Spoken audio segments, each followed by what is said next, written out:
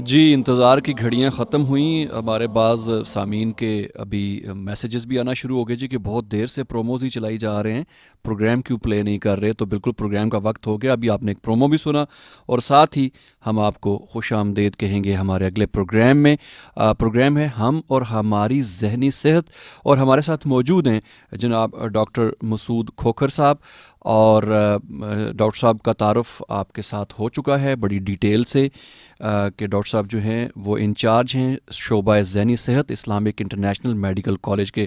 Doctor صاحب آپ کو خوش آمدید کہتے ہیں پروگرام میں. جی ویلکم اینڈ السلام علیکم ورحمۃ اللہ وبرکاتہ to all listeners my friends and all those بہن بھائی جو میرے ساتھ رابطے میں بھی رہیں پچھلے پروگراموں کے حوالے سے. ڈاکٹر صاحب ایسا ہے کہ آج فیس بک پہ لائیو بھی ہمارے اس پروگرام کو سنا جا سکتا ہے, تو ہمارے وہ بہن بھائی ہمارے جو سننے والے ہیں وہ دیکھ بھی سکتے ہیں اگر وہ فیس بک پہ ٹیون کریں. فیس بک کے اوپر اگر ان کا اکاؤنٹ ہے تو ہمارا جو FM 102.2 کا پیج ہے, FM 102.2 فیس بک پہ ہمارا پیج ہے, اس پہ جا کے اس پروگرام کو براہ راست بھی دیکھ سکتے ہیں. اگر اپنے ٹرانزسٹر پہ سن رہے ہیں تو ابھی وہ دیکھنے کی سہولت بھی ان کو حاصل ہے. جی آج کا یہ پروگرام ڈاکٹر صاحب ہم مختلف ٹاپکس کو مرحلہ وار ڈسکس کر رہے ہیں اپنے سامعین کے ساتھ, اور آج جو ٹاپک ہم نے منتخب کیا تھا گفتگو کے لیے وہ جو ہے وہ کنورژن ڈس آرڈر, جس کو عرف عام میں ہسٹیریا بھی کہا جاتا ہے, اور یہ بھی کافی ایک ایسی ایک بیماری ہے کہ جو بہت زیادہ کامن ہے ہمارے معاشرے میں خاص طور پہ. تو میں چاہوں گا کہ شروع میں آپ ہمیں اس کی ڈیٹیل بتائیں کہ ہسٹیریا کیا ہوتا ہے, کیا ہسٹری ہے اس بیماری کی. جی بہت شکریہ عرفان بھٹی صاحب. آج کا جو ٹاپک ہے اس میں پہلے یہ آپ نے سنا ہوگا اس بیماری یا کمزوری کا نام ہسٹیریا.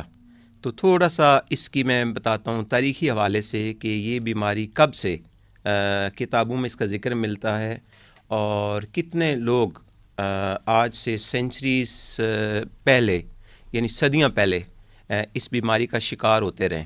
اور اس وقت کے جو طب کے جو ماہرین تھے یا ڈاکٹرز تھے یا حکیم حضرات تھے, انہوں نے اس کے بارے میں کیا سمجھا اور کیسے اس کی ٹریٹمنٹ یا جو بھی مینجمنٹ جس کو ہم کہتے ہیں وہ ہوتی رہی ہے. تو گریکس جو ہے ہمارے جو یونانی سائنس دان تھے یا طب کے جو ماہرین تھے, انہوں نے سب سے پہلے یہ ورڈ ہسٹیریا کا استعمال کیا ہے, کیونکہ ان کے پاس ظاہر مریض آتے تھے, لوگ بیمار ہوتے تھے, اور اس بیماری کی حالت میں جو بھی علامات ہوتی تھیں, جو ہیلتھ کے جو ایشوز ہوتے تھے, اس زمانے میں غالباً حکیم حضرات یا جو طب کے ماہرین تھے ان کے پاس وہ آتے تھے. شروع میں اس وقت کے جو بڑے نامی گرامی جو یونانی طبیب حضرات تھے, حکیم کہہ لیں, یا اس وقت کے جو ڈاکٹر تھے, ان کے ذہن میں یہ بات آئی کہ غالباً یہ بیماری خواتین کی بیماری ہوتی ہے. اور یہ جو لفظ ہے ہسٹیریا جس کو کہتے ہیں, بیسیکلی ہسٹیریا کا جو لفظ ہے یہ یونانی زبان میں جو خواتین ہوتی ہیں, خواتین کے جسم کا ایک مخصوص جو حصہ ہوتا ہے جس کو ہم اردو میں بچہ دانی کہتے ہیں اور انگلش میں اس کو یوٹرس کہتے ہیں. ان کا یہ خیال تھا کہ غالباً یہ کوئی نقص پیدا ہوتا ہے, کوئی ڈیفیکٹ پیدا ہوتا ہے بچہ دانی میں, اور چونکہ گریک میں بچہ دانی کو ہسٹیریا یا ہسٹیرا کہتے تھے, تو انہوں نے کہا کہ چونکہ یہ خواتین میں یہ پرابلم ہوتی ہے تو لہٰذا خواتین کے حوالے سے انہوں نے اس کا نام بھی تجویز کر دیا ہسٹیریا. اب بعد میں پھر جب ظاہر اس پر بہت ریسرچ ہوتی رہی, بعد میں آنے والے لوگ جو تھے سائنسدان تھے, ڈاکٹر تھے, اپنے اپنے وقت اپنے اپنے زمانے کے, انہوں نے دیکھا کہ یہ بیماری اور یہ علامات جس کو ہسٹیریا کہتے ہیں یہ مردوں میں بھی ہوتی ہیں, یعنی میلز میں بھی ہوتی ہیں, اور شادی سے پہلے اور شادی کے بعد مردوں کو بھی اور خواتین دونوں میں ہوتی ہیں. تو اگر ایسا ہے تو اس کا مطلب ہے کوئی مخصوص ایسی بیماری نہیں ہے جو صرف خواتین کو ہوتی ہو یا جس کا کوئی خصوصی تعلق بچہ دانی کے ساتھ ہو. لہٰذا پھر جو وقت گزرا, خاص کر 20ویں صدی کے شروع میں یہ جو لفظ تھا ہسٹیریا, اس کے بارے میں پھر سوالات ابھرنے لگے کہ یہ لفظ نہیں استعمال کرنا چاہیے. شاید اس وجہ سے بھی کہ جو ہسٹیریا کا لفظ ہے یہ بہت اور بھی جگہوں پہ استعمال ہونے لگے، جیسے وار ہسٹیریا ہے، یار اس کو تو ہسٹیریکل ہو گیا ہے، یعنی کوئی بندہ ایگریسو ہو جائے، بڑا ارریشنل طریقے سے اگر بیہیو کرے، کیفیت اور اس طرح کی. جی عرفان بھٹی صاحب، جی ہاں. تو وہ چونکہ بڑا زو معنی، بلکہ زو معنی کیا اس سے بھی زیادہ معنی میں یہ لفظ استعمال ہونے لگا، لہٰذا پھر میڈیکل جو ریسرچ تھی، جو نفسیات کے جو ماہرین تھے، انہوں نے سمجھا کہ اس لفظ کے استعمال کرنے سے ایک تو کنفیوژن پیدا ہوتی ہے، دوسرا غیر ضروری طور پر یہ تاثر ابھرتا ہے کہ یہ صرف کوئی خواتین کی کمزوری ہے یا بیماری ہے. تو اب جو موجودہ جو اب کرنٹ جو لٹریچر ہے، جو کلاسیفیکیشن سسٹم ہے جس میں بیماریوں کے نام درج ہوتے ہیں، ان میں اس کو استعمال نہیں کیا جا رہا ہے. اب جو اس کا نام تجویز کیا جاتا ہے، جو ہماری ایک کلاسیفیکیشن کی کتاب ہوتی ہے جس میں دنیا بھر کی ساری بیماریاں ریسرچ کے بعد نام درج کیے جاتے ہیں، اس میں ICD-10 international classification of diseases, یہ ایک ڈاکومنٹ ہے جو ہمارے بھی ہاسپٹل میں پاکستان میں بھی اس کو ہم استعمال کرتے ہیں. اس میں اب اس کو کہتے ہیں کنورژن ڈس آرڈر، صحیح، اور یا ڈسوسیٹیو ڈس آرڈر. صحیح. سو کنورژن اور ڈسوسیٹیو ڈس آرڈر جانا اب اس کا یہ موجودہ اس کا نام ہے اس بیماری کا. اب یہ جو کنورژن کا لفظ ہے، اس پر اگر غور کریں تو ایسے لگتا ہے جیسے کنورژن کا مطلب کوئی چیز کنورٹ ہوتی ہے، صحیح، ایک کیفیت سے دوسری کیفیت میں تبدیل ہوتی ہے، ٹرانسفارم ہوتی ہے. صحیح. جی بھٹی صاحب، تو اس میں جو 20ویں صدی کے شروع میں جن لوگوں نے کام کیا اس بیماری کے اوپر، چونکہ ریسرچ تو مسلسل ہو رہی تھی، جی، ان کو مسلسل تجربات کے بعد اور آبزرویشنز کے بعد، مشاہدات کے بعد ایسا لگا کہ بعض خواتین بھی اور مرد بھی ایسے آتے ہیں جن کو بنیادی طور پر نہ کوئی انتہائی شعوری طور پر یا لاشعوری طور پر سٹریس ہوتی ہے، کوئی کنفلکٹ ہوتا ہے ان کے مائنڈ میں. چونکہ وہ کنفلکٹ اور سٹریس اس کو پراپر طریقے سے یا مینیج نہیں کر پاتے ہیں، یا ان کو آؤٹ لیٹ نہیں ملتا ہے. شاید فیملی ممبر یا جو لوگ ان کے آس پاس ہوتے ہیں، دوست ہیں، احباب ہیں، وہ شاید ان کی اس کو سٹریس کو یا ان کی آپ سمجھ لیں کہ اس ٹینشن کو، ذہنی دباؤ کو، کنفلکٹ سچویشن کو سمجھ نہیں پاتے ہیں. تو پھر مائنڈ ایک سٹیج پر جا کے، میں ایک سادہ مثال صرف سمجھانے کے لیے میں یہ عرض کر رہا ہوں کہ جس طرح اگر وولٹیج بہت زیادہ ہائی ہو جائے تو جس طرح ہماری مشین یا ہمارے جو گیجٹس ہوتے ہیں وہ بعض اس کو بیئر نہیں کر پاتے ہیں. اسی طرح صرف سمجھانے کے لیے ناظرین اور سامعین کی خدمت میں یہ میں بات میں پیش کر رہا ہوں یہ بات کہ جب ایک سٹریس کا لیول بہت بڑھتا ہے اور کوئی آؤٹ لیٹ نہیں ملتا ہے، نہ اظہار بندہ کر سکتا ہے، تو وہ جو ٹینشن اور جو سٹریس ہوتی ہے، کہتے ہیں وہ ایک دم سے مائنڈ اس کو کنورٹ کر دیتا ہے جسمانی علامات کی صورت میں. اب یہ جو جسمانی علامات ہوتی ہیں بظاہر یہ کسی بھی جسمانی مرض میں فٹ نہیں ہوتی. یعنی ہمارے جتنے بھی دوست ہیں، نیورولوجسٹ ہوتے ہیں، فزیشنز ہوتے ہیں، سرجن ہوتے ہیں، جب ہمارے پاس وہ کیس اس طرح کے ریفر کرتے ہیں تو کہتے ہیں ڈاکٹر صاحب ہم نے پورا ان کا ڈیٹیل سے معائنہ بھی کیا ہے، ان کے بے تاشے جو نیورولوجیکل جو مثال کے طور پہ جو ٹیسٹ ہوتے ہیں وہ بھی ہم نے کیے ہیں. ENT اسپیشلسٹ بعض ریفر کرتے ہیں، وہ کہتے ہیں ہم نے پورا بھرپور معائنہ بھی کیا ہے، ٹیسٹ کر چکے ہیں. کہتے ہیں ہماری جو نون بیماریاں ہیں اس کے اندر یہ بیماری اور یہ علامات بالکل فٹ نہیں ہو رہے ہیں.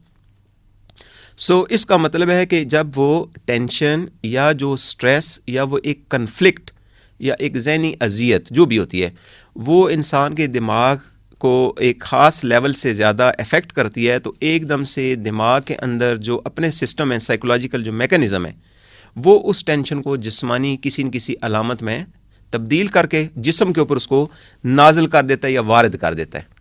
اب کیسے وارد کرتا ہے اور علامات کیا ہوتی ہیں، یہ بہت دلچسپ ایک ہے سچویشن.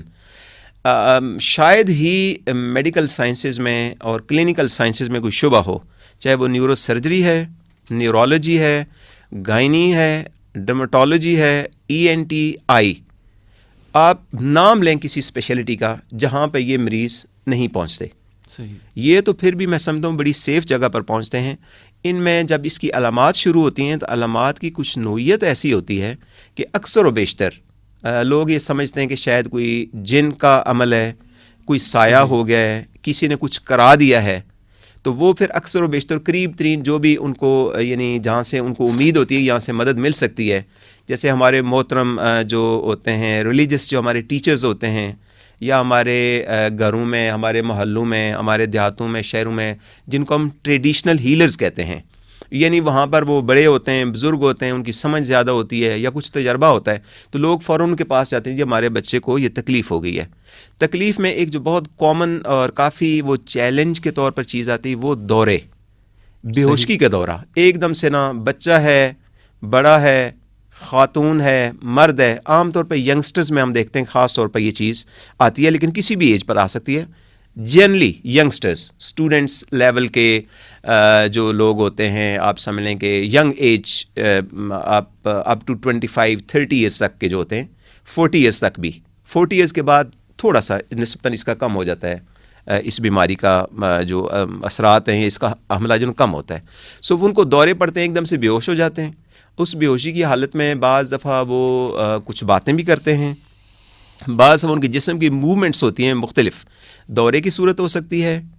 کئی دفعہ ایسا ہوتا ہے کہ ان کا ہاتھ یا بازو یا ایک ٹانگ یا سارے کے ساری مطلب ہے بازو بھی اور ٹانگیں بھی بالکل شل ہو جاتی ہیں. بالکل ایسے ہوتا ہے جیسے وہ پیرالائز ہو گئی ہیں اور فالج جیسے ہو گئے. لیکن جب ان کے ٹیسٹ کیے جاتے ہیں, اسپیشلسٹ حضرات سارے ٹیسٹ کرتے ہیں, کلینکل ٹیسٹ کرتے ہیں, بعد جو لیبارٹری ٹیسٹ ہوتے ہیں کرتے ہیں, سی ٹی اسکین بھی ہو جاتے ہیں, ایم آر آئی اسکینس بھی ہوتے ہیں, اس میں کچھ بھی نہیں ملتا ہے, عام طور پر نارمل رپورٹ آ جاتی ہے. صحیح. سو یہ مختصراً ہے اس بیماری کا ایک بیک گراؤنڈ ہے, اور باقی ہم آگے پروگرام میں آگے جا کے پھر اس کی علامات اور ہمارے پاس جو کیسز آتے ہیں, اور خاص طور پہ میں چاہوں گا کہ شروع میں جو اس کی ٹائپس ہیں ڈفرینٹ, وہ اگر ہمیں گائیڈ کر دیں. جیسے آپ بتا رہے تھے کہ 10 قسم کے یہ اس کے ٹائپس ہوتی ہیں اس بیماری کی. جی عرفان بھٹی صاحب, جو ICD-10 جو کلاسیفیکیشن جو سسٹم ہے بیماریوں کا, اس کے اندر جس چیپٹر میں اس بیماری کا تذکرہ ہے, اس میں کم از کم 10 مختلف اس کی اقسام ہیں. صحیح. اور ان اقسام میں جو یعنی کنورین یا ڈسوسیٹیو ڈس آرڈر, میں صرف چونکہ بہت وہ لفظ یوز ہوتا رہا ہے تو میں احتیاط کے ساتھ اس لفظ کو ضرور شامل کرتا ہوں, یا ہسٹیریا. جی. جو اس کا ماضی میں اس کا نام ہسٹیریا تھا, اور اب اس کو کنورین ڈس آرڈر اور ڈسوسیٹیو ڈس آرڈر کے نام سے جانا جاتا ہے. اس میں کہتے ہیں کہ ذہنی صلاحیتیں اور جسمانی صلاحیتیں جتنی بھی ہیں وہ ساری کسی نہ کسی حوالے سے متاثر ہو سکتی ہیں. مثال کے طور پر ہمارے جو آئی اسپیشلسٹ ہیں, پچھلے دنوں ہاسپٹل میں ہم بیٹھے ہوئے تھے میٹنگ میں, تو ہمارے بڑے سینئر آئی اسپیشلسٹ ہیں, وہ کہتے ہیں کہ ڈاکٹر صاحب مجھے سب سے بڑا چیلنج آتا ہے, ہمارے پاس اکثر پیشنٹ آتے ہیں جو کہتے ہیں ہمیں نظر نہیں آ رہا ہے. صحیح. یا نظر تو آتا ہے لیکن نظر میں ایک خاص کوئی مخصوص تبدیلی ہے, بالکل سامنے ٹیوب وین جس کو کہتے ہیں نا, تھوڑا سا نظر آتا ہے. وہ کہتے ہیں کہ ہم ہر طرح کے ٹیسٹ کرتے ہیں, ہر طرح کی ٹریٹمنٹ کرتے ہیں, لیکن یہ علامات بالکل ختم نہیں ہوتی ہیں, اور یہ بڑا متاثر کرتی ہیں لوگوں کو. ہمارے جو دوست ہیں, ہمارے بھائی ENT اسپیشلسٹ ہوتے ہیں, وہ اکثر ہمارے پاس ریفر کرتے ہیں کہ جی یہ بچی یا بچہ 1 مہینے سے 2 مہینے سے 6 مہینے سے, بلکہ ایک کیس جو میں ٹریٹمنٹ میں کیا اور اللہ کا شکر ہے وہ بالکل بہتر ہو گئے تھے, نارمل ہو گئے تھے, وہ 2 سال سے وہ بچی بولی نہیں تھی. یعنی زبان بالکل جیسے بند ہو جاتی ہے نا. صحیح. مطلب اشاروں سے بات کر رہے ہیں لیکن آواز بالکل نہیں نکل رہی. اچھا. سو ٹیکنیکلی اس کو ہم ایفونیا کہتے ہیں. صحیح. اور کئی دفعہ تھوڑی سرگوشی یعنی کرتے ہیں, اس کو ڈسفونیا کہتے ہیں, یعنی ہلکی سی آواز آتی ہے لیکن پراپر اگر وہ اسٹوڈنٹ ہیں یا کسی جاب میں ہیں تو پراپر صحیح طریقے سے بات چیت نہیں کر سکتے. اچھا. اسی طرح سماعت اس میں متاثر ہو سکتی ہے, اس میں معدے کا نظام جو ہے وہ متاثر ہو سکتا ہے, الٹیاں شروع ہو سکتی ہیں, اور یہ ایسی الٹیاں ہوتی ہیں کہ دنیا بھر کی علاج ٹریٹمنٹ ٹیسٹ ہو جاتے ہیں, وہ الٹی پھر بھی نہیں رکتی. کھانسی شروع ہو جاتی ہے, اور یہ ایسی کھانسی ہے کہ وہ بھی اگین جتنے بھی اسپیشلسٹ متعلقہ ہوتے ہیں وہ علاج بھی کرتے ہیں, ٹیسٹ بھی کرتے ہیں, کہتے ہیں ہمیں کوئی وجہ سمجھ نہیں آ رہی. لیکن زیادہ جو کامن اس کی جو ٹائپس ہیں اس میں یاداشت متاثر ہوتی ہے, جی مجھے کچھ یاد نہیں ہے, بلکہ فلم انڈسٹری نے اس کو بہت یوز کیا ہے, جس میں ایک دم سے یاداشت یا چلی جاتی ہے اور پھر لوٹتی ہے تو ایک دم سے لوٹ آتی ہے. ورنہ جو بیماریاں دماغ کی یا دماغ کے جو یاداشت کو کنٹرول کرنے والے جو سینٹر ہوتے ہیں ان کا میکانزم ذرا ڈفرینٹ ہوتا ہے. وہ اس طرح نہیں ہوتا کہ ایک دم سے یاداشت چلی گئی یا زندگی کے خاص چیپٹر یا ایک خاص جو زندگی کا حصہ ہے اس کی یاداشت مکمل طور پہ چلی گئی اور پھر جب واپس آئی تو ایک دم سے واپس وہ آ گئی. دورے پڑتے ہیں اور ان کو عام طور پر مرگی کا دورہ سمجھ کر ان کا علاج کیا جاتا ہے. اور ہمیں بعض دفعہ بڑا اس میں فیل ہوتا ہے, دکھ بھی ہوتا ہے کہ کئی سال سے کئی مہینوں سے مرگی کی دوائیاں 2 3 4 دوائیاں لے رہے ہوتے ہیں, اور وہ پھر ایسا ہی ہوتا ہے جیسے بقول شاعر مرض بڑھتا گیا جوں دوا کی جتنی دوائیاں ملتی ہیں اتنا اور ڈسیبل ہونا شروع ہو جاتے ہیں لوگ. دورے تو نہیں کنٹرول ہوتے لیکن مزید دوائیوں کے اثرات, ان کے سائیڈ افیکٹ, وہ چیزیں شامل ہو جاتی ہیں. اسی طرح جسم سن ہو جاتا ہے, بالکل سنسناہٹ, آپ سوئی بھی چبھائیں تو ان کو فیل نہیں ہوتی.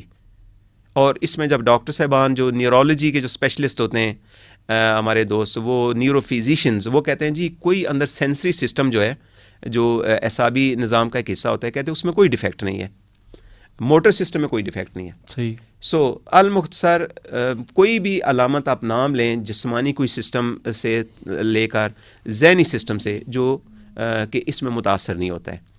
اچھا, اس پر ریسرچ ہوئی کہ ہوتا کیا ہے اصل میں. جب اتنی زیادہ علامات ہوتی ہیں تو آخر کچھ نہ کچھ تو ہوتا ہوگا. اس میں بہرحال نیورو سائنسز کی ریسرچ ابھی تک بہت اس پہ زور شور سے جاری ہے اور نئی نئی باتیں پتہ چل رہی ہیں, لیکن جو ایک انڈرسٹینڈنگ ہے وہ یہ کہتے ہیں کہ دماغ اندر سے جیسے سپلٹ ہو جاتا ہے. یعنی نارملی ایک انسان ہے نا, وہ جب سوچ رہا ہوتا ہے تو اس کی سوچ, اس سوچ کے نتیجے میں آنے والے جذبات اور اس کے نتیجے میں آنے والا عمل, یعنی جو آپ ایکشن کرتے ہیں, یہ ایک بڑا انٹیگریٹڈ ہوتے ہیں, ویل کنٹرولڈ ہوتے ہیں اور ویل مینجڈ ہوتے ہیں. جب یہ ہسٹیریا کا دورہ ہوتا ہے یا ہسٹیریا کی کیفیت ہوتی ہے, جس کو اب کنورژن ڈس آرڈر اور ڈسوسیٹیو ڈس آرڈر کہتے ہیں جی, اس میں کہتے ہیں وہ جو دماغ کے اندر جو انٹیگریشن ہوتی ہے نا, کہ سارے فنکشن ایک بالکل ایک, یعنی جس کو کہتے ہیں نا کہ پیرالل اور ایک طریقے کے ساتھ چل رہے ہوتے ہیں, وہ سپلٹ ہو جاتا ہے لاشعوری طور پر. تو اس وقت بندہ بے ہوش پڑا ہوگا, بازو اس کا مطلب ایسے لگے جیسے اس کو فالج ہوا ہے, چل نہیں سکے گا, گر جائے گا, لیکن اس کو یعنی اس وقت سمجھ نہیں آ رہی ہوتی ہے کہ یہ مجھے پرابلم کیا ہے. اور اس سے ایک جو ہم نے دیکھا ہے, آبزرویشن میں دیکھا ہے کہ مریض سے اگر آپ بات چیت کریں یا اس سے پوچھیں تو اگر وہ بولنے کے قابل ہے تو وہ کہتا ہے جی بس میں ایسے ہی ڈاکٹر صاحب میں کچن میں جیسے کام کر رہی تھی, ایک دم سے میرا ہاتھ جو ہے شل ہو گیا, بس فالج ہو گیا اس کو. صحیح, ٹھیک ہے. اگر کوئی ہمارے بھائی کام کاج کرنے والے ہیں, وہ کام کرتے کرتے ہیں جی بس بازو ایک دم سے ہمارا شل ہو گیا. سو وہ بڑے یعنی جس کو کہتے ہیں کہ بڑی قسم پرسی والی حالت ہوتی ہے, لیکن زیادہ وہ جذبات شو نہیں کر رہے ہوتے ہیں. یعنی کسی کا بازو مثال کے طور پر اگر شل ہو جائے, فالج ہے, تو کیسی ایک تکلیف دہ عمل ہے, لیکن وہ بہت زیادہ اس کا کچھ شکوہ شکایت نہیں کرتے ہیں, بلکہ کول کام انڈیفرنٹ سے ہوتے ہیں. اس لیے ایک ٹرم ٹیکنیکل یوز ہوتی ہے, بیلے انڈیفرنس, یہ ٹیکنیکل ٹرم ہے. اچھا, یعنی اس کا مطلب وہ بندہ بڑا لا تعلق سا ہوتا ہے. صحیح, فالج پڑا ہوا ہے, لوگ اٹھا کے ایک اسپتال میں جا رہے ہیں, دوسری جگہ جا رہے ہیں, لیکن اس کو کوئی بہت زیادہ یعنی ایسے لگتا ہے ظاہری طور پر کوئی ٹینشن نہیں ہے. صحیح, ایک ڈینائل کی سٹیٹ. اگر ان سے پوچھیں کہ کوئی ٹینشن ہوئی ہے, کوئی معاملہ ہوا ہے, تو عام طور پر اس کے جواب میں زیادہ تر لوگ, جب تک کہ ڈاکٹر بڑی محنت کر کے 1 to 1 اس سے ریلیشن شپ نہ بنائے, جیسے ہم ہپنوسس میں یا سائیکو انالیسس میں ایک ریلیشن شپ بناتے ہیں, تب تک وہ نارملی کمیونیکیٹ نہیں کرتے ہیں. وہ کہتے ہیں جی کچھ بھی نہیں, جو کچھ ہے اس بیماری کی وجہ سے, ادروائز کوئی پرابلم نہیں ہے. اچھا, سو یہ مختصراً اس کی علامات کے بارے میں, اس کی جو ڈفرینٹ قسمیں کیسے لوگ پریزنٹ کرتے ہیں. تو ذہنی علامات اور جسمانی علامات کسی بھی طرح کی ہوتی ہیں, جو دنیا بھر کے ٹیسٹ, ہر طرح کے چیک اپ, ہر طرح کی دوائیوں سے عام طور پر ٹھیک ہونے کے بجائے عارضی طور پر ٹھیک ہونے کو آئیں, ٹھیک بھی ہو جاتے ہیں خود ہی بغیر. کہتے ہیں کہ وہ چونکہ وہ جڑ نہیں پکڑی ہوتی اور بظاہر جو چیز نظر آتی ہوتی اس کو آپ ذہن میں رکھ کے اگر اس کا علاج کریں, اور جب تک اس کی جڑ یا صحیح طرح سے تشخیص نہیں ہوئی تو پھر وہ پرابلم بھی کریٹ کر سکتی ہے. جی پھر ایک کرونک سٹیج میں چلے جاتے ہیں, اور کرونک سٹیج میں جب جاتے ہیں تو پھر ان کو واپس لانا ذرا وہ مشکل ہوتا ہے. لیکن ایکیوٹ سٹیج میں ہمیشہ یہ کہتا ہوں, میں اب بھی یہ کہتا ہوں کہ ہمارا جو ایکسپیرینس ہے سائیکیٹری میں اور کلینکل سائیکالوجی میں, اگر جلدی یہ متعلقہ ڈاکٹر کے پاس آ جائے, یعنی سائیکیٹرسٹ یا کلینکل سائیکالوجسٹ, تو بہت اچھے رزلٹ اس کے آتے ہیں. اور نہ صرف وہ علامات, چاہے وہ بولنا مثال بول نہیں سک رہے ہیں, دیکھ نہیں سک رہے ہیں, فالج ہوا ہے, یعنی کوئی بھی علامات ہوں, کوئی بھی تکلیف ہو, دورہ پڑ رہا ہو, نہ صرف وہ بیماری کی علامات ختم ہو جاتی ہیں, بلکہ اصلی جو معاملہ ہوتا ہے نا, ہم اس کی تہہ تک پہنچ کے نا باقاعدہ ریہیبلیٹیشن کرتے ہیں. صحیح, تو اس کا ہم ذکر پھر آگے جی بالکل بالکل. سامعین محترم, جیسے کہ آپ نے سماعت فرمایا ڈاکٹر صاحب, بڑی امپورٹنٹ گفتگو سمٹمز کے حوالے سے اور ٹائپس کے حوالے سے ہمیں پتہ چلیں کہ ہسٹیریا جو ہے وہ بیسیکلی کیا چیز ہے اور کس طرح سے لاحق ہو جاتا ہے, اور کیسے اس کو ڈاکٹر صاحب خاص طور پہ میں ایک بلکہ سوال ہی آپ سے کر لیتا ہوں کہ جب اس کی جو سمٹمز ہیں وہ بہت سملر ہیں دوسری کنڈیشنز کے ساتھ, تو پھر کیسے ڈائگنوز کرتے ہیں کہ یہ پیشنٹ جو ہے اس کو ہسٹیریا ہے بیسیکلی؟ جی عرفان بھٹی صاحب، اس میں عام طور پر جیسے ہم نے گزارش کی کہ ہمارے پاس کیس سائیکیٹرسٹ کے پاس اور کلینکل سائیکالوجسٹ جو ہوتے ہیں ہمارے پاس ریفر ہو کے کیسز آتے ہیں.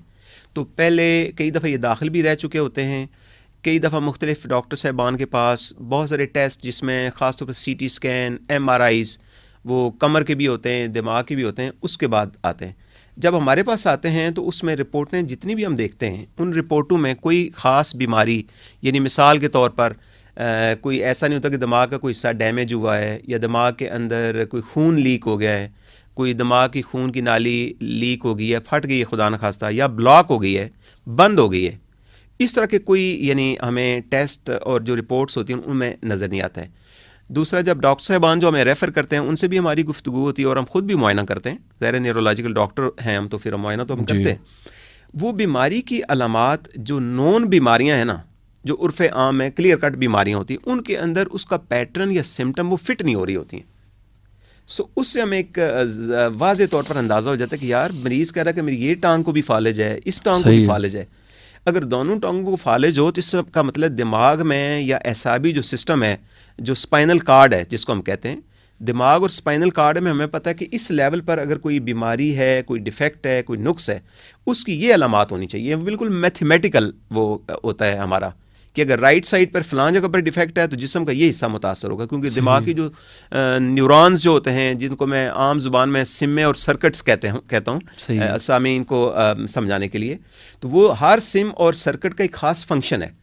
تو اگر ہمیں پتا ہو کہ یہ سم یا یہ سرکٹ کا سسٹم ڈیمیج ہوا ہے، مثلا موٹر سسٹم ہوتا ہے، اس میں ایک انٹرنل کیپسول ہوتا ہے، دماغ کا ایک حصہ، اس کو کارٹیکس ہم کہتے ہیں، نیچے برین سٹیم ہوتا ہے، برین سٹیم سے پھر نیچے وہ جو اعصابی سسٹم ہوتا ہے رائٹ اور لیفٹ، وہ کراس ہو کے پھر یہ نیچے جاتے ہیں اسپائنل کارڈ میں. تو ہمیں بالکل پتہ ہوتا ہے کہ اس جگہ اگر ڈیمیج ہوگا تو یہ علامات ہونی چاہیے. اس میں حیرت کی بات یہی ہوتی ہے جو ہسٹیریا ہے یا کنورین ڈس آرڈر، اس میں وہ علامات نون جو بیماریاں ہوتی ہیں، یہ دماغ کے مختلف جو حصے ہوتے ہیں اور ان کے ساتھ لنک بیماریاں، تو ان میں یہ فٹ نہیں ہوتی ہے. یعنی علامات ہی ذرا عجیب و غریب قسم کی ہوتی ہیں. اس لیے میں کہتا ہوں کہ بڑا چیلنج بن جاتا ہے مریض کے لیے، مریض کی فیملی کے لیے، ہمارے جو ڈاکٹر صاحبان ہیں ان کے لیے بھی خاصا چیلنج بن جاتا ہے. تو پھر ہمیں چونکہ یہ بیک گراؤنڈ ہمارا نالج بھی ہوتا ہے، plus everything is okay, اس کے بعد پھر ہم سمجھ جاتے ہیں کہ یہ موسٹ پروبیبلی ان کے اندر کوئی کنورین ڈس آرڈر یا ڈسوسیٹیو ڈس آرڈر والی یہ کیفیت ہے، جس کی وجہ سے بیماری جو ہے نا وہ ابھی تک پکڑی بھی نہیں جا سکی، اور جو بھی علاج معالجہ ہو رہا ہے اس سے بلکہ بعض دفعہ زیادہ ہی ڈسیبلٹی یا اور زیادہ علامات بڑھتی ہیں یا چینج ہو جاتی ہیں سمٹمس. یعنی ایک طرف کا فالج ہے دوسری طرف فالج شفٹ ہو جاتا ہے، دوسری دو ٹانگوں میں ساتھ بازو میں بھی شفٹ ہو جاتا ہے. اور کئی دفعہ لوگوں کی سرجریز بھی ہوئی ہیں، کافی ہمارے پاس ایسے کیسز آئے ہیں جو سرجری تک بھی معاملہ پہنچ جاتا ہے.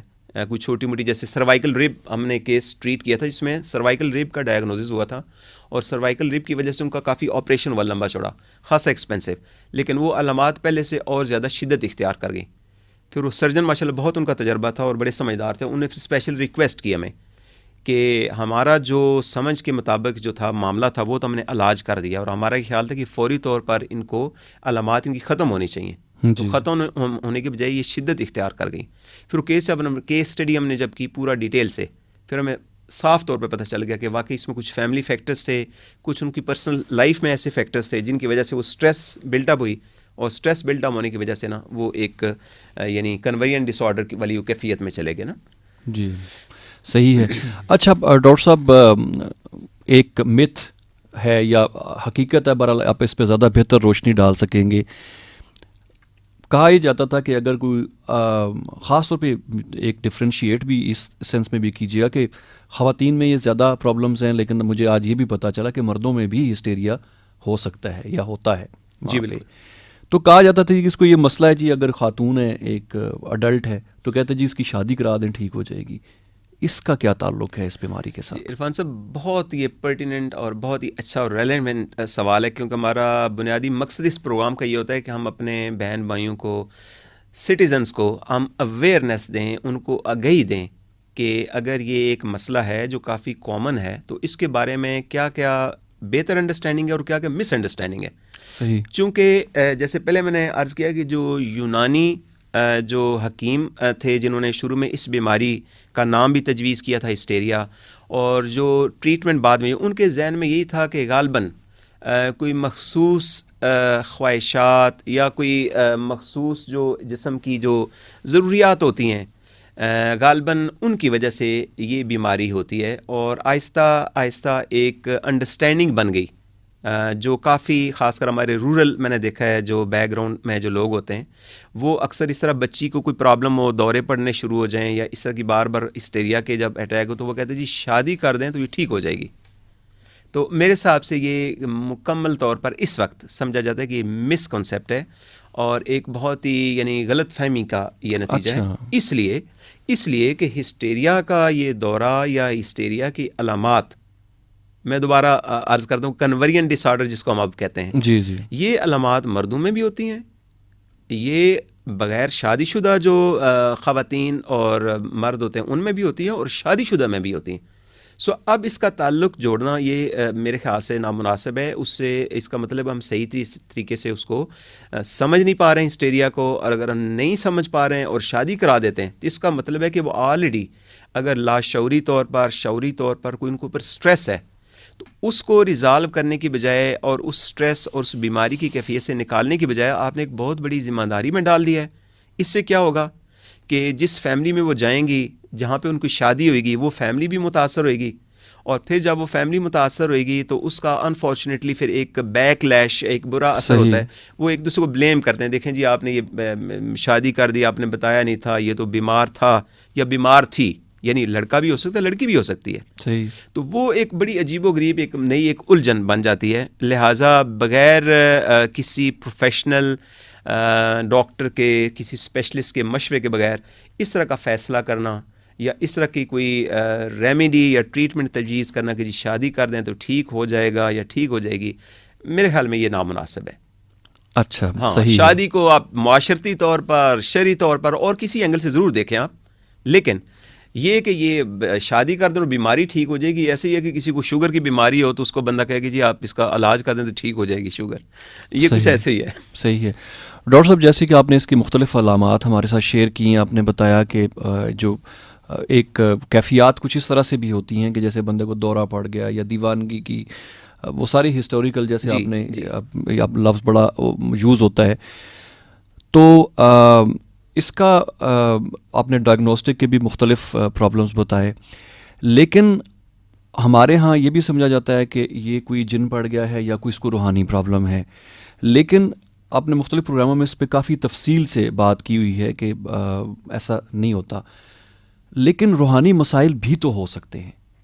جی بیٹی صاحب، یہ بہت ہی دلچسپ اس سے بھی کوئی انکار تو نہیں کیا جا سکتا کہ اس طرح کے ایشوز ہوں. جی بہت شکریہ. بہت ہی تو کیسے ہم ڈفرینشیٹ کریں گے؟ صحیح، یہ بڑا ایک امپورٹنٹ، یہ بہت ہی دلچسپ بھی ہے، اور میرے حال میں ہمارے پاس جب بھی کوئی کیس آتا ہے تو اس میں اکثر یہ پتہ چلے جی ہم روحانی علاج بھی کرا چکے ہیں.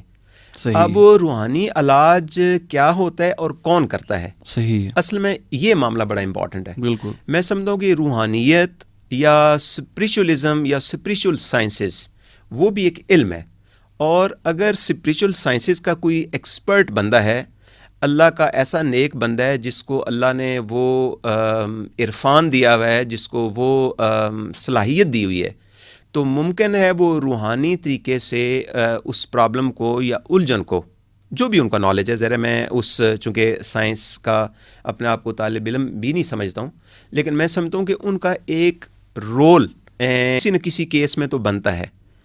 تو ہم یہ سمجھتے ہیں کہ اگر آپ نے روحانی علاج کرانا ہے تو پھر آپ دیکھیں کہ جس طرح آپ تعلیم کے لیے بہت اچھے اسکول اور اچھے استاد کا انتخاب کرتے ہیں اپنی جو استطاعت ہوتی ہے اس کے مطابق، اسی طرح جب علاج کا آپ نے کرنا ہو تو اچھے ڈاکٹر کے پاس جاتے ہیں.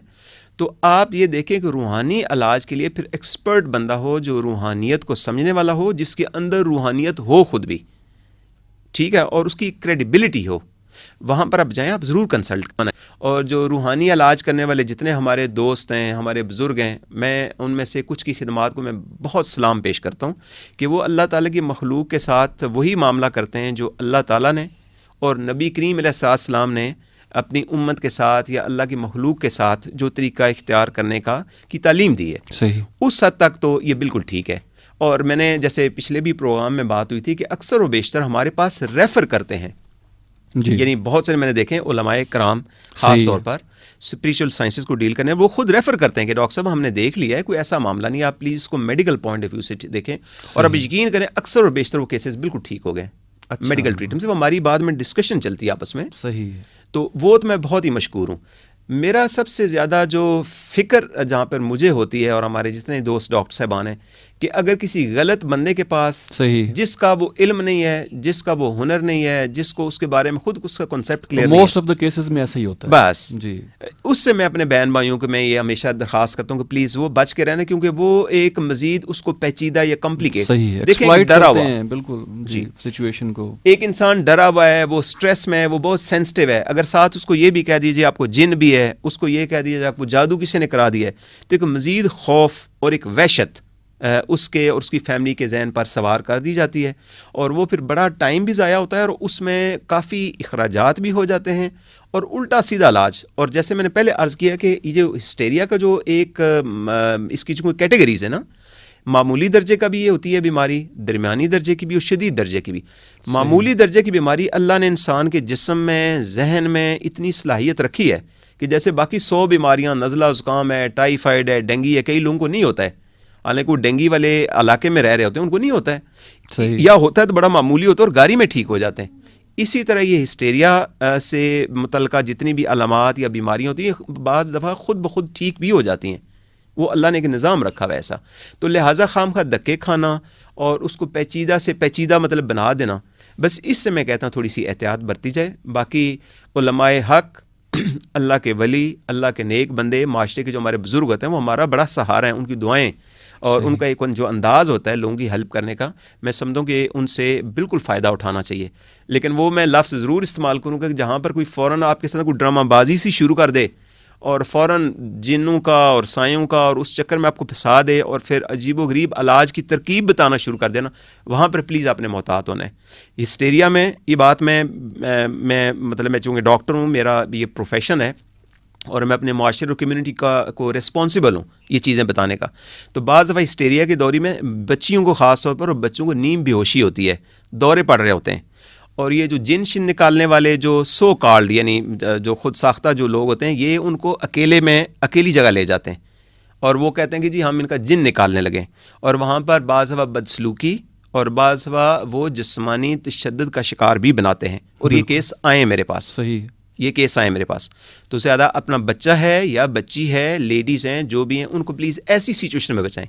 اللہ کا نیک بندہ ہوگا، اللہ کا ولی ہوگا، عالم دین ہوگا، وہ اکیلے میں دیکھے گا نہیں. صحیح بالکل. ہمارے میڈیکل ایتھکس میں بھی بلکہ یہ بات ہے کہ بعض بہت ہی انتہائی شدید ضرورت فیملی کی اجازت سے ہم 1 to 1 بات کرتے ہیں. ممکن ان کے دل یا ذہن کی کوئی ایسی الجھن ہو جو صرف ہمارے ساتھ بات کرنا چاہتے ہیں، لیکن اکیلے میں دیکھنے کا سوال ہی نہیں پیدا ہوتا. یہ چاہے جائے کہ آدھا گھنٹہ وہ اندر ہیں اکیلی کسی جگہ، مطلب وہ اندھیر نگری میں جن نکالا جا رہا ہے. ان چیزوں سے میں چاہتا ہوں کہ مہربانی کر کے نا بہت ہی یعنی محتاط رہنا چاہیے اور کوشش کرنی چاہیے کہ جو بندہ جس کو اللہ نے علم دیا ہے، جو اس نے اس سبجیکٹ میں جس کا تجربہ ہے، اس کے پاس آپ ضرور آپ جائیں اور جا کے ڈسکس کریں. آپ کا امید ہے کہ خرچہ بھی کم ہوگا، الجھن بھی کم ہوگی، اور انشاءاللہ میں نے دیکھا ہے ابھی تک شاید ہی کوئی کیس ایسا ہوا جو ٹھیک نہ ہوا. اچھی خبر یہ ہے کہ چاہے جیسی بھی علامات ہونا، اللہ کا شکر ہے کہ پراپر پروفیشنل ٹریٹمنٹ کر کے ان کو ٹھیک کیا جا سکتا ہے اور دوبارہ فیملی بھی، بچی ہے بچہ ہے، وہ واپس اپنی نارمل لائف میں آ جاتے ہیں الحمدللہ. صحیح ہے. ڈاکٹر صاحب اس سے پہلے کہ ہم اس بیماری کا جو علاج یا ٹریٹمنٹ ہے اس پہ بات کریں یا پری ایمپٹیو میئرز کی بات کریں، کچھ میسیجز ہمارے پاس اکٹھے ہو چکے ہیں، کچھ کے جواب تو آلریڈی آپ نے ایکسپلین کر دیے ہیں.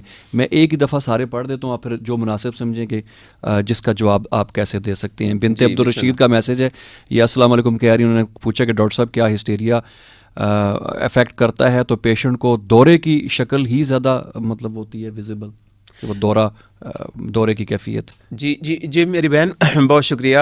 یہ ہمارے پاس جو کیسز آتے ہیں نا ہاسپٹل میں یا کلینک میں، اس میں دورہ کافی کامن ہے کیونکہ وہ ذہن کی کیفیت بدل جاتی ہے نا، دماغ کے سرکٹس کے اندر سٹریس اور ٹینشن ہوتی ہے تو اس پورے جسم کو نا ایک دورے کی کیفیت میں دماغ لے جاتا ہے نا انسان کا.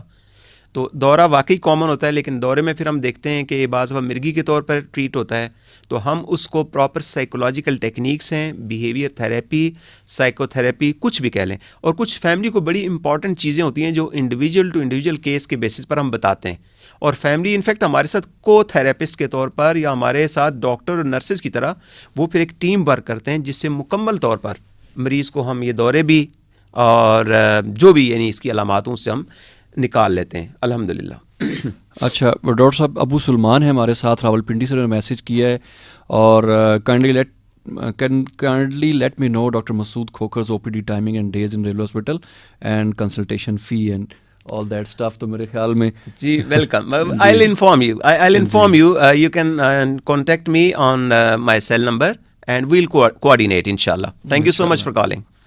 بنت عبدالرشید کا میسج ہے کہ کیا ہسٹیریا پیشنٹ قابل علاج ہوتے ہیں، اور پلیز یہ بتائیں کہ کیا واقعی اس بیماری والے علاج سے ٹھیک ہوئے بھی ہیں یا کہ نہیں، کیونکہ انہوں نے کہا کہ ہمارے جاننے والے کوئی ہیں جنہوں نے علاج بھی کرایا لیکن وہ اس سے ٹھیک نہیں ہوئے۔ 2 پیشنٹ لڑکیاں تھیں، ان کو جو ہے نا بعد میں انتقال ہو گیا ان کا۔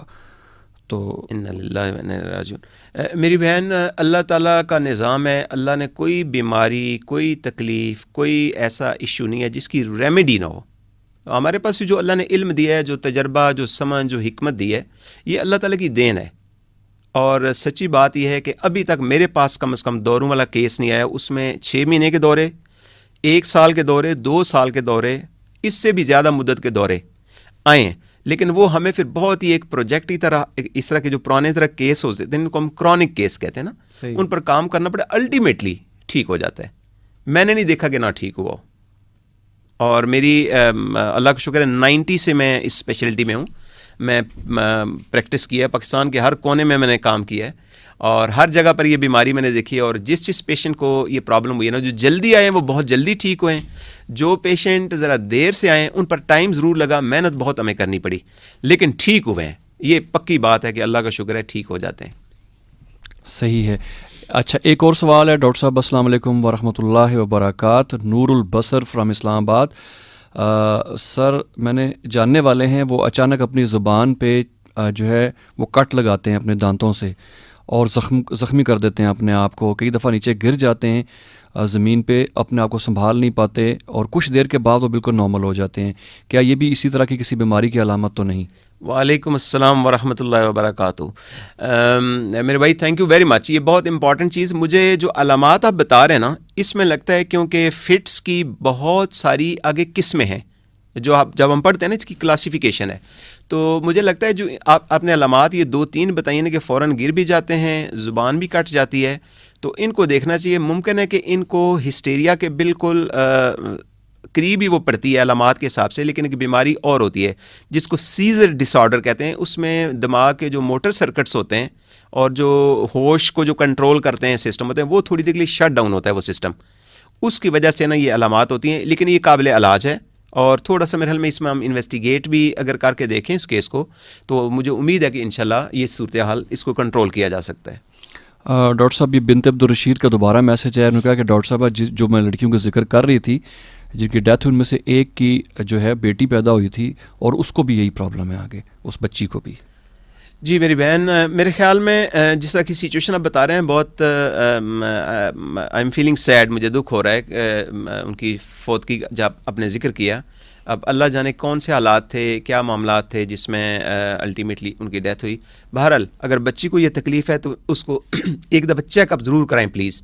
اگر بہت کم عمر بچی ہے تو چائلڈ اسپیشلسٹ جو ہیں ان سے ایک دفعہ معائنہ ہونا چاہیے، اور اگر بچی بات چیت کر سکتی ہے یا چائلڈ اسپیشلسٹ آلریڈی دیکھ چکے ہیں اور معاملہ کچھ سمجھ نہیں آ رہا ہے، تو پھر بہتر ہے کہ آپ رابطہ کریں کسی کلینکل سائیکالوجسٹ یا سائیکیٹرسٹ یا نیورو فزیشینس۔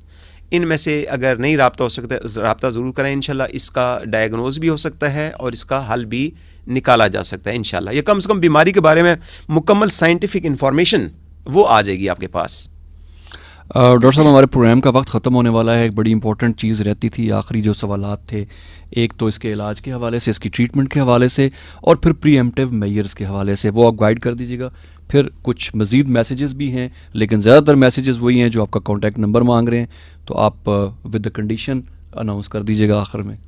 چلیں ٹھیک ہے عرفان بھائی صاحب. جی پہلی بات یہ ہے کہ چونکہ بیماری میں نے پہلے بھی اب شروع میں گزارش کی کہ یہ یونانی جو طبیب تھے اس زمانے سے یہ بیماری مطلب اس کا ذکر کتابوں میں ملتا ہے, یہ مریض آتے تھے, علاج ہوتے تھے, اور ابھی تک یہ چیز ہے. ایسٹ میں ویسٹ میں ایک امپریشن یہ ہے کہ جو پڑھے لکھے معاشرے ہیں جہاں پر ہر بندہ اپنے سینٹیمنٹ کو, اپنے جذبات کو یعنی اس کا اظہار کر سکتا ہے, اور نالج بہتر ہو گیا ہے, ٹھیک ہے نا, اسٹریس مینجمنٹ شاید تھوڑی سی بہتر ہو گئی ہے, لوگوں کی کمیونیکیشن بہتر ہو گئی ہے, تو شاید اس کا تھوڑا سا ہسٹیریا کا معاملہ کم ہوا ہے.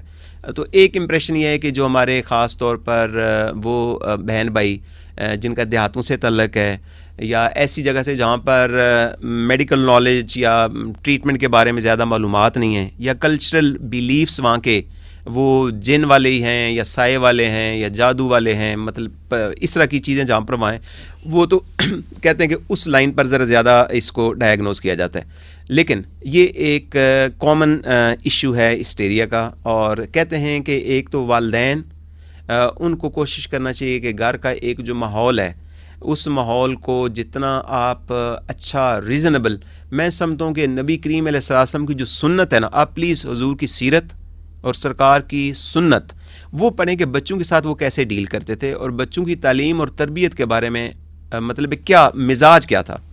اگر آپ اس طریقے سے اپنے فیملی کے ماحول کو تھوڑا سا بہتر کریں تو کافی اس میں سہولتیں ہوتی ہیں. بچے کو بات کرنے کا, اس کو پیار ملے, محبت ملے, سٹریس کا لیول کم ہو, کنفلکٹس کم ہوں. یعنی آپ کا بیٹا اور بیٹی جو ماحول ہے اس وقت, اور جس طرح کے بچوں کے ماشاءاللہ ذہن ہے, they should be I think they should be very feel comfortable, easy feel کریں آپ سے بات کرنے کی, اور ہر بات کر سکیں آپ سے.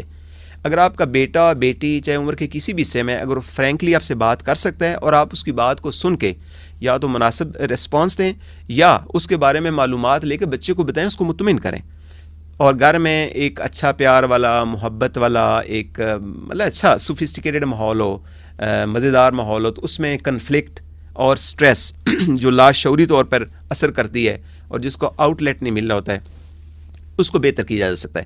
باقی ہم ہمیشہ کہتے ہیں کہ اپنی صحت کو اچھا رکھنے کے لیے ریگولر ورزش کا موقع, تھوڑی بہت تفریح, تھوڑی بہت ریلیکسیشن, ایک اچھا یعنی جتنا ذہنی صحت کے لیے ایک اچھا ماحول ہوگا, کھانا پینا, سونا جاگنا, اس کی روٹین, لائف سٹائل اچھا صحت مند جتنا اچھا ہوگا, ماں باپ آپس میں ان کے معاملات اچھے ہوں, بچوں کے ساتھ اچھے معاملات ہوں, فرینڈلی ماحول ہو, دوستانہ ماحول ہو, اور اگر کوئی مسئلہ ہو بھی جائے جو ہوتا ہے اس کو بڑے اچھے طریقے سے سیٹل کریں آپ بچوں کے سامنے, تاکہ بچے سمجھیں ہاں یار ایک مسئلہ تھا کہ ٹینشن تھی, کوئی جھگڑا تھا, لیکن اس کو بڑے اچھے طریقے سے سارٹ آؤٹ کیا. تو بچوں کے ذہن میں زیادہ سٹریس نہیں ہوتی ہے. یہ بات یاد رکھیں کہ آپ کا بچہ پڑھائی کا پریشر ہے اس کے اوپر, مطلب ہے کیریئر کا اس کے اوپر پریشر ہے, پھر گھر کا ماحول ایسا ہے کہ بچہ دیکھتا ہے کہ میرے گھر کے ماحول میں تھوڑی سی ریلیکسیشن ہو. یہ تو ایک ہے تھوڑا سا پریونشن میں اس کا رول ہے. ہاں اگر ہسٹیریا یا جس کو کنورین ڈس آرڈر, ڈسوسیٹیو ڈس آرڈر کہتے ہیں, ایسی علامات ہوں تو پھر کوشش کریں کہ پہلی فرصت میں کسی ایسے بندے سے جس کا یہ فیلڈ ہے, جو سبجیکٹ کا اسپیشلسٹ ہے, آپ پلیز اس سے ضرور رابطہ کریں. باقی روحانی علاج, قرآن مجید, کلام مقدس, حدیث مبارکہ کی روشنی میں جو بھی اس میں مطلب ہے آپ کو ملتی ہیں, تعلیمات ملتی ہیں, بائی آل مینس ہم بھی سچی بات آپ بتائیں کہ ہم بھی ایز مسلم فزیشینس ہمارے بڑا سہارا اور بڑی تسکین ہے, ہم خود وہاں سے تسکین حاصل کرتے ہیں. یعنی اس میں تو کوئی کویشچن ہی نہیں ہے نا. ہمارے بزرگ, ہمارے اسکالرز ماشاءاللہ جو اسپریچولی انلائٹڈ ہوتے ہیں, علوم دینیہ سے انلائٹنڈ ہوتے ہیں, ان کا علم اور عمل وہ ایک ایسی خوبصورت ایک امتزاج ہوتا ہے, ان سے کنسلٹ کرنا از اوکے. لیکن کسی غلط چکر میں یا لوگوں کے غلط مس گائیڈ کرنے کی وجہ سے اپنے بچے کو, بیٹے کو, بیٹی کو کسی ایسے انسان کے پاس یا ایسی جگہ پر نہ لے جائیں جس کی بڑی پبلسٹی ہوتی ہے, جہاں پر وہ خدا نخواستہ مس ٹریٹ ہو جائے, میل ٹریٹ ہو جائے یا ابیوز ہو جائے. میں دیکھا فائنینشیل ابیوز ہوتا ہے, اس میں سوشل ابیوز ہوتا ہے, اس میں ایموشنل ابیوز ہوتا ہے, اس میں فزیکل ابیوز ہو جاتا ہے بعض دفعہ. سو اس سے میری یہ گزارش ہے کہ ضرور آپ احتیاط رکھیں, اور پھر ڈاکٹر یا جو بھی آپ کے معالج ہوں ان سے اگر آپ کنسلٹیشن لیتے رہیں, شروع میں ہو سکتا ہے کہ تھوڑا ٹائم ضرور لگے, لیکن الٹیمیٹلی یہ چیزیں سیٹل ہو جاتی ہیں اور بالکل ٹھیک ہو جاتی ہیں انشاءاللہ. ڈاکٹر صاحب آخر میں چاہوں گا کہ اپنا نمبر آپ اناؤنس کریں، لیکن سامعین محترم آپ سے گزارش کرتا چلوں کہ جب بھی ڈاکٹر صاحب کو کال کریں پہلے ٹیکسٹ میسج کر لیں اور ان سے ٹائم لے لیں پھر بات کریں. تو یہ ایک کنڈیشن تھی جو میں آپ کے ساتھ شیئر کرنا چاہتا تھا. پلیز ڈاکٹر صاحب. تھینک یو ویری مچ. میرے بہت سے لسنر بہن بھائی، میرے بچے، میرے دوست، انہوں نے مجھ سے رابطے کیے ہیں. جو میری استطاعت ہے، جتنی میری توفیق ہے، میں ضرور کوشش کرتا ہوں کہ میسج کے جواب بھی ضرور دوں. لیکن آپ پلیز جب کریں تو اپنا نام اور اپنے شہر یا جگہ کا نام وہ پلیز ضرور مینشن کیا کریں، اور تھوڑا سا اپنی جو الجھن ہے نا اس کے بارے میں اگر مجھے بتا دیں کہ اس طرح کی الجھن ہے، پھر مجھے وقت مل جاتا ہے، میں تھوڑا اس کو اسٹڈی کر لیتا ہوں، میں زیادہ بہتر طریقے سے آپ کو رسپونڈ کر سکتا ہوں. ایک اور میری گزارش ہے کہ بعض جو ذرا تھوڑے سے پیچیدہ نوعیت کے معاملات ہوتے ہیں نا، وہ جب تک میں دیکھ نہ لوں، ٹیلی فون موبائل پر ہم تھوڑا بہت ٹریٹمنٹ کی ٹیکنیکس بھی بتا دیتے ہیں، لیکن پوری طرح ایک ڈاکٹر سامنے بیٹھ کے جو آپ کو چیک کر سکتا ہے، ڈائگنوز کر سکتا ہے، پروفیشنل ٹریٹمنٹ دے سکتا ہے نا، وہ بعض فون پر ممکن نہیں ہوتا ہے. سو اس انڈرسٹینڈنگ کے ساتھ کہ میں آپ کو بہتر سے بہتر معلومات دے سکوں، ہیلپ کر سکوں، آپ پہلے میسج کیجئے. میسج میں آپ پلیز اپنا نام، شہر کا نام، جگہ کا نام اور اپنی پرابلم کو تھوڑا سا ڈسکرائب کر دیں. اب میں نمبر دوبارہ اناؤنس کرتا ہوں جس نمبر سے عام طور پر میرے بہن بھائی، میرے دوست مجھ سے رابطہ کرتے ہیں. And my cell number for appointment and communication is 0322 619 1719. میں دہرا دیتا ہوں. I repeat my number 0322 619 1719. And with that thank you very much. اللہ حافظ. Take care of yourself. بہت بہت شکریہ ڈاکٹر صاحب. سامعین محترم، پروگرام آپ نے سماعت کیا. ہم اور ہماری ذہنی صحت. ہمارے ساتھ موجود تھے ڈاکٹر محمد مسعود کھوکھر صاحب، انچارج ہیں شعبہ ذہنی صحت اسلامک انٹرنیشنل میڈیکل کالج میں. اور بہت دلچسپ گفتگو، آپ نے بھی یقیناً بہت معلومات حاصل کی ہوں گی، ہماری معلومات میں بھی بڑا اضافہ ہوا. بہت بہت شکریہ. آپ اپنا رسپانس جو ہے میسیجز کے ذریعے اگر بالکل پروگرام کے شروع میں یا کچھ کوئریز ہوں پوچھنا چاہیں تو وہ ایڈریس ہو جاتے ہیں پروگرام کے درمیان میں بھی. اور نمبر دینے کا مقصد یہ تھا کہ بعد میں اگر آپ کو پروگرام سنیں یا فردر کوئی بات کرنا چاہیں، لیکن ود دا کنڈیشن کہ آپ پہلے ٹیکسٹ میسج ضرور کریں اور ٹائم لے لیں.